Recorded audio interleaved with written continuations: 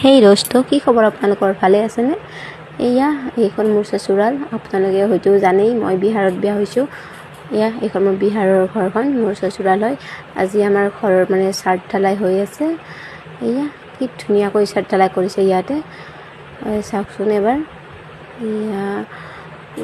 এইটো চাওকচোন, মেচিনেৰে মচলাবোৰ অনা নিয়া কৰিব নালাগে, মেচিনেৰে মচলাব এই ওপৰত উঠি আহে।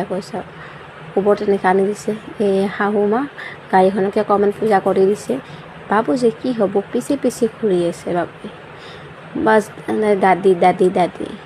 এয়া ইয়াতে কি হয়, ইয়াতে শ্ৰাদ্ধা দিলে গাঁৱৰ মানুহবোৰক মাতি খানা খুৱাব লাগে অকণমান। এই তাৰে অকণমান খানাৰ যা যোগাৰ চলি আছে।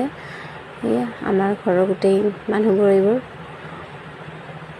খানাৰ অকণমান যা যোগাৰ। বাবুতে পিছে পিছে আছে খেলি তাত অকলে অকলে। লগবোৰ পাইছে ন, ইয়াতে খেলি আছে। এয়া খানাৰ যা যোগাৰ, মছলা এইবোৰ পিঁয়াজ আদা নহৰু জলকীয়া। তাৰপাছত এই দুজন কাৰিকৰ লাগি আছে নিজৰ নিজৰ কামত। ইয়াতে হাজবেণ্ডজন চব কামে কামে লাগি আছে। এয়া চাওকচোন, আমাৰ চাৰ্ট ঢালাই হৈ গ'ল মোটামুটি। অকণমান আছে, আধা হৈছে আৰু আধা আছে। চববোৰে লাগি আছে নিজৰ কামত ন। মিস্ত্ৰীবোৰ কিমান যে মিস্ত্ৰী আছে, 10-20জন মিস্ত্ৰী আছে ইয়াতে লাগি। তাৰপিছত আকৌ ঘৰৰ মানুহবোৰ লাগি আছে। বহুত টাইম লাগে ন, কিন্তু এদিনত হৈ গৈছে দেই, মানিব লাগিব।